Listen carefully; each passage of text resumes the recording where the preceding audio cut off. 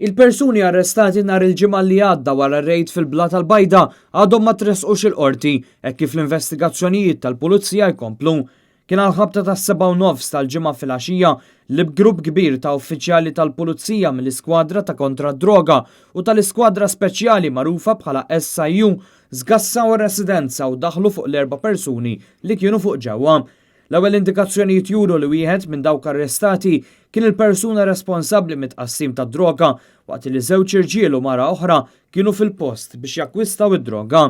Il-ħidma tal-pulizija xejn ma kienet faċli anke għal fatt li l-post kien maħsub u mqassam sew biex ma jsirx kuntatt bejn min qed jittraffika u min jabbuża mid-droga.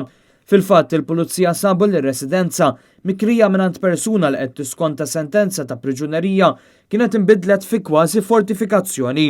Tantu hekk li wara l-bib ta' barra kien hemm ammont ta' knatan waqt li kien hemm ukoll bib sekondarju tal-ħadid.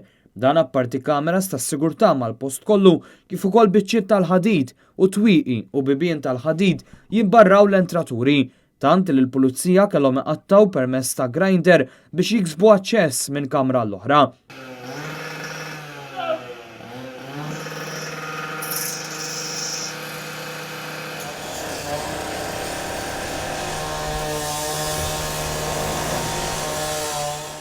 Il-bib sekondarju fuq barra kellu biss toqba żgħira u kien iservi bħala counter biex it-traffikant u l-klijenti ma jkollhomx kuntatt personali, iżda minn din it-toqba jsir l-iskambju tad droga u l-flus.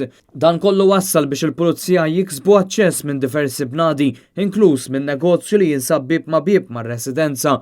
Dan bl-iskop li l-persuni involuti jiġu ċirkondati.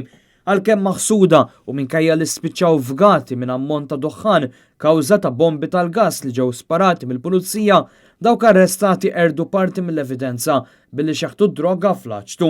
Minkejja dan il-pulizija xorta waħda rnexxiela televa ammont ta' droga li qed tkun analizzata. Sadattant l-investigazzjoni tkompli bl-inkjesta f'dan il-każ li qed titmexxa mill-Maġistrat Monika Vella.